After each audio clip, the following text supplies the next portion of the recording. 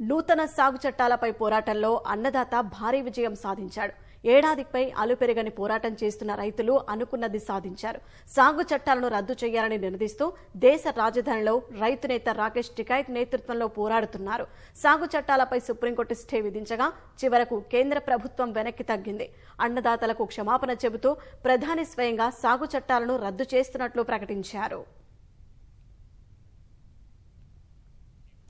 ఏడాదికి పైగా అలుపెరగని పోరాటం, చలి ఎండ వానకు జడవని నైజం, ఆకలి దప్పులకు వెరవని వైనం, కరోనా కాలంలోనూ వెనక్కి తగ్గని ధైర్యం, ఒక్కొక్కరిగా కదిలి అంతా ఏకమై రాజధాని ఢిల్లీలో గర్జించిన ధీరత్వం, సాగు చట్టాలకు వ్యతిరేకంగా ఏడాది క్రితం ప్రారంభమైన మహా ఉద్యమం, అంకుటిత దీక్ష, పట్టుదల, ఒకటే లక్ష్యం. నూతన సాగు చట్టాల రద్దు మినహా దేనికి అంగీకరించబోమనే పట్టుదల. లాఠీలకు వెరవలేదు, బారికేడ్లు అడ్డుగా నిలవలేదు. చివరకు ఓ కేంద్ర మంత్రి తనయుడికి చెందిన కారు రైతుల మీదకు దూసుకెళ్లి ప్రాణాలు కోల్పోయినా పట్టు సడలించలేదు. సాగు చట్టాలు తాత్కాలికంగా నిలుపుదల జరిగినా అన్నదాతలో అనుమానం వీడలేదు. రద్దు చేయడం తప్ప మరో ప్రత్యామ్నాయానికి అంగీకరించలేదు. రైతు ఉద్యమానికి రాజకీయ రంగు పులమనీయలేదు. చివరకు ఏడాదికి పైగా పోరాటంలో అన్నదాత భారీ విజయం సాధించారు. నూతన సాగు చట్టాలను రద్దు చేస్తున్నామంటూ నేరుగా ప్రధాని మోదీ ప్రకటన చేయడం గమనార్హం. ये जो घोषणा की है इसका मतलब ये है कि भारत का एक साल चल रहा ये किसान आंदोलन, इसकी ये बहुत बड़ी भारी जीत है। संयुक्त किसान मोर्चा ने 500 किसान संगठनों ने एक साल तक पूरे दिल्ली के सीमाओं पर और पूरे देश भर में जो आंदोलन किया, इसकी ये बड़ी भारी जीत है। लेकिन हम उसके साथ में ये भी कहना चाहते हैं कि एक साल इसके लिए रुकने की ज़रूरत नहीं थी। हमारे 700 से ज़्यादा किसान शहीद हुए हैं इस आंदोलन में। इसको टाल दिया जा सकता था अगर प्रधानमंत्री जी ने इसके पहले ही ये निर्णय लेते। नंबर 1। नंबर 2, MSP का जो गारंटी वाला कानून का, जो हमारे संयुक्त किसान मोर्चा की दूसरी बहुत ही बुनियादी मांग है, उसके ऊपर अभी भी मुझे जो लगता है प्रधानमंत्री जी ने कुछ बोला नहीं है, कॉन्क्रीट कुछ बोला नहीं है।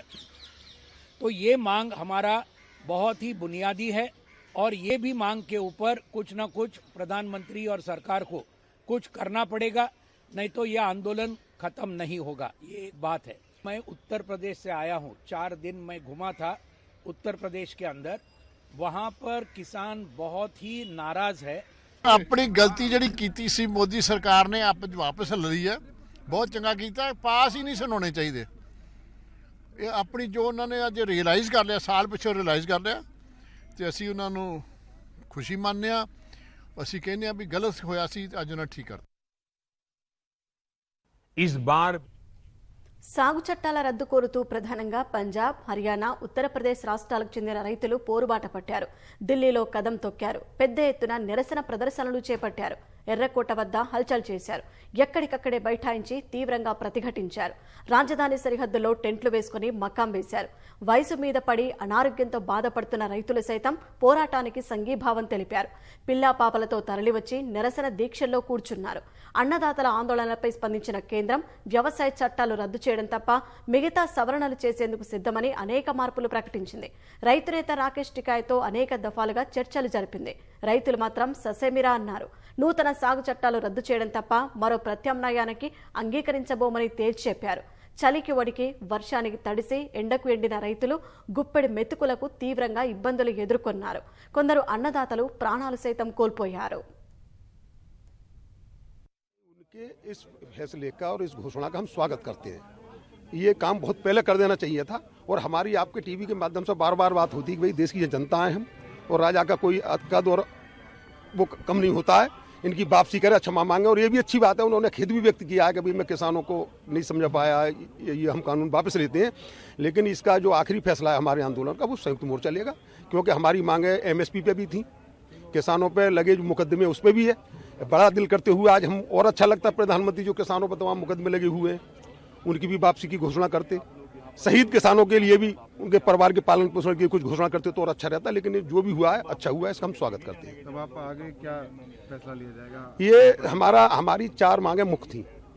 एक तो बिजली विद्युत संशोधन बिल 2020, वो स्टे पढ़ाई है। दूसरी एमएसपी पे कानून बनाने की, नंबर 1 3 किसान विरोधी काले कानून की थी। एक मांग उन्होंने मांगनी है, इसका हम स्वागत करते हैं और हम तो ये मांग करते हैं कि जो बाकी हैं उन्हें भी इसी तरह से माने और किसानों को बाइज्जत अपने घर भेजें। तो जो ये प्रोटेस्ट जो चल रहा है इसको कहाँ देखते हैं आप? ये हमारा संयुक्त मोर्चा निर्णय लेगा, संयुक्त मोर्चा निर्णय लेगा। कई सैकड़ों दिनों से लड़ रहे हैं और वो भूखे रहे, प्यासे रहे, 700 से ज्यादा लोग मरे, उसके बाद आज ये सरकार वापस ले रही है। तो आप ही सोचिए कि कितने ये लोग किसानों के बारे में ये सोचते हैं। तो आज जो किसान की जीत हो गई, अब वापस लेने की वो बात कर रहे हैं। इससे यही महसूस होता है कि उन्होंने जो गलती की उसके लिए तो वो पश्चाताप कर रहे हैं। लेकिन सवाल ये है कि ये सालों से जो लोग बैठे थे और उससे जो नुकसान हुआ, उनका घर का नुकसान हुआ, लोगों का नुकसान हुआ, आम पब्लिक का नुकसान हुआ, इसकी जिम्मेदारी कौन लेंगे? तो हम ये पार्लियामेंट में उठाएंगे। हम సాగు చట్టాల రద్దు కోరుతూ అన్నదాతలు చేస్తున్న ఆందోళనపై రకరకాల వాదనలు వినిపించాయి. అధికార పక్షం భాజపా రైతులకు మేలు జరుగుతుందని పదే పదే వివరించే ప్రయత్నం చేసింది. విపక్షాలు కావాలని రెచ్చగొట్టి రాజకీయ లబ్ధికి ప్రయత్నిస్తున్నాయని విమర్శించింది. దేశవ్యాప్తంగా భాజపా ఎంపీలు ప్రత్యేకంగా అవగాహన కార్యక్రమాలు నిర్వహించారు. సాగు చట్టాలతో మేలు జరుగుతుందని వివరించే ప్రయత్నం చేశారు. విపక్షాలు సైతం రైతు పోరాటానికి మద్దతుగా నిలిచాయి. సాగు చట్టాలను రద్దు చేయాల్సిందేనని నినదిస్తూ ఆందోళనలు నిర్వహించాయి. కార్పొరేట్ కంపెనీలకు మేలు చేసేందుకే సాగు చట్టాలని ఆరోపించాయి. చివరకు కేంద్రం వెనక్కి తగ్గక తప్పలేదు. 3 నూతన సాగు చట్టాలను రద్దు చేస్తూ నిర్ణయం ప్రకటించింది. పార్లమెంటు సమావేశాల్లో సాగు చట్టాల రద్దుపై ప్రకటన చేస్తామని ప్రధాని మోదీ స్వయంగా ప్రకటించారు.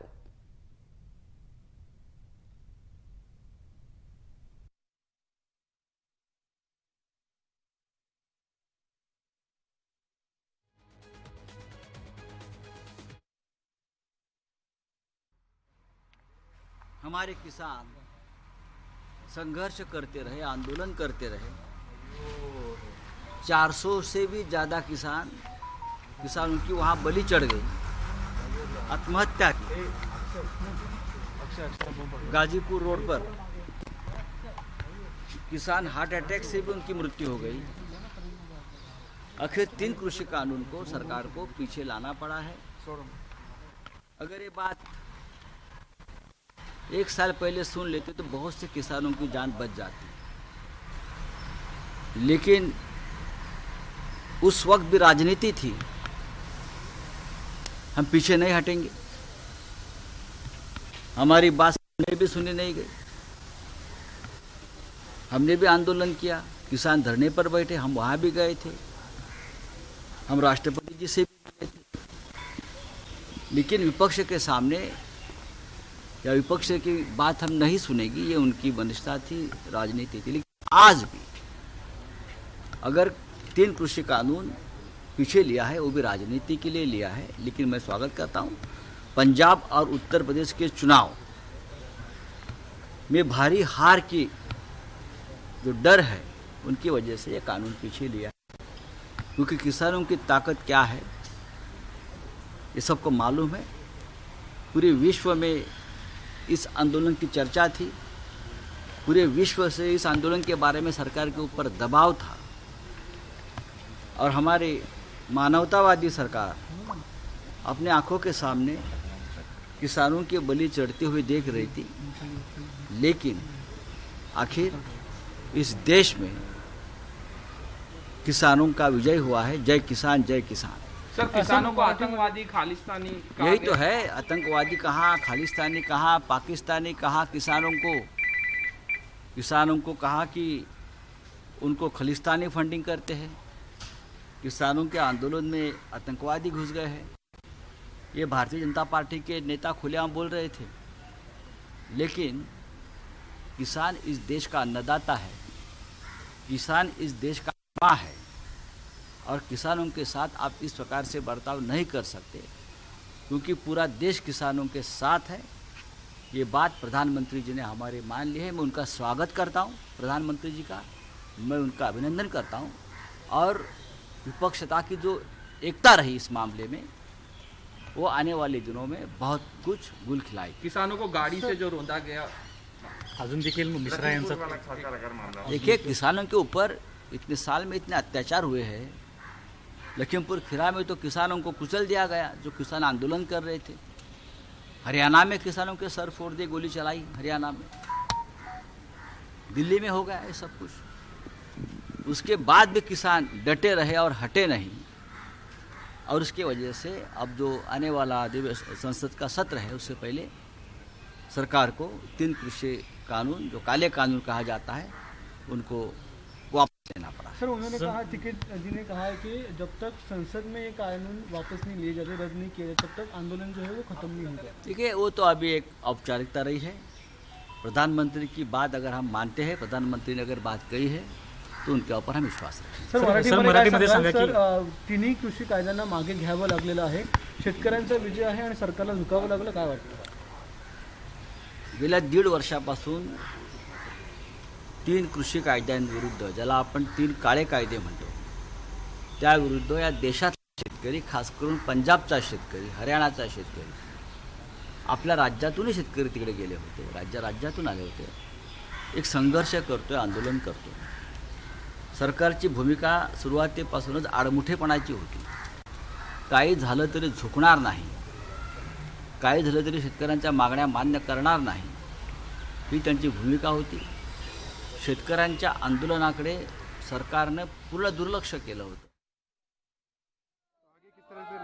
वो आगे हमारे संयुक्त मोर्चा जाना है, ये हमारा संयुक्त मोर्चा ये जैसे करेगा मानी जाएगी बात।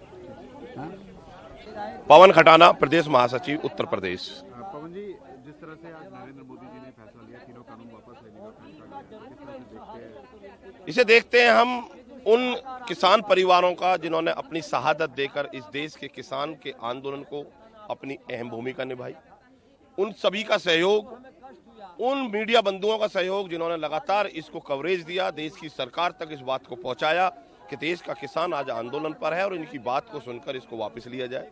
उस मजदूर को, उस देश के किसान को, वंचित को, पिछड़े को, सबको बहुत बहुत शुभकामना है कि जो हमारा दुख था, जो दर्द था, वो आज हम देश के प्रधानमंत्री जी के अंदर देख रहे थे।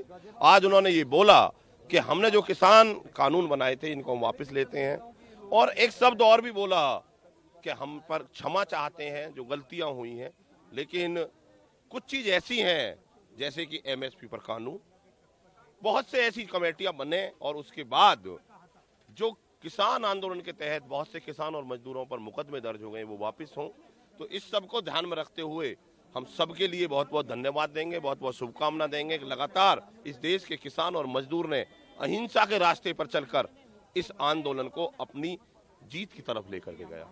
आने वाले टाइम पे किस तरह से देखते हैं आप, जो ये प्रोटेस्ट चल रहा है, काफी लंबा चल रहा था, अब क्या आगे डिसीजन लिया जाएगा, किस तरह से? डिसीजन तो संयुक्त मोर्चा का होगा। हमारा मंच भी वही है, हमारे पंच भी वही है, वो सारी निर्णय उन्हीं के द्वारा होगा। आदरणीय राकेश टिकैत जी आज महाराष्ट्र में पालघर पे एक मीटिंग है वहाँ बड़ी, वहाँ मीटिंग करने के बाद में यहाँ पर आएंगे, एक मीटिंग होगी, आगे के क्या निर्णय होंगे, मुकदमा जो आंदोलन के दौरान मुकदमे दर्ज हो गए थे उनको सरकार कैसे वापस कराएगी, और जो आगे एमएसपी पर कानून बनाना और बहुत से ऐसे कानून हैं जो किसान के खिलाफ हैं, उनको रोक लगाएगी, क्या क्या प्रक्रिया होंगी, इन सब पर विचार करने के बाद ही जो किसान, जो संयुक्त मोर्चा का जो भी निर्णय होगा, आदरणीय टिकैत साहब का जो निर्णय होगा, उसके बाद ही आगे कोई कार्रवाई होगी।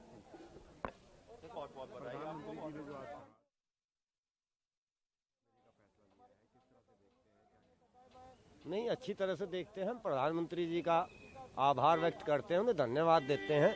देर आए दुरुस्त आए, पर मैं एक प्रार्थना जरूर करना चाहता हूं प्रधानमंत्री जी से कि जो आपके पास सलाहकार हैं, अगर कहीं माड़ी मोटी मेरी, जैसा मैं शुरू के दिन से कह रहा था, लोग कहते थे तीनों कानून वापस लेने में सरकार की फजीयत हो जाएगी, सरकार नू हो जाएगी, सरकार ऊ हो जाएगी, और मैं एक बात कहता आ रहा था कि सरकार बहुत बड़ी चीज होती है, कानून वापस लेने में उसकी कभी तौहीन नहीं होगी, क्योंकि किसके लिए तौहीन होगी? अरे किसान भी तो उसी का है और किसान की वो सरकार है, इसलिए तौहीन तो नहीं होगी।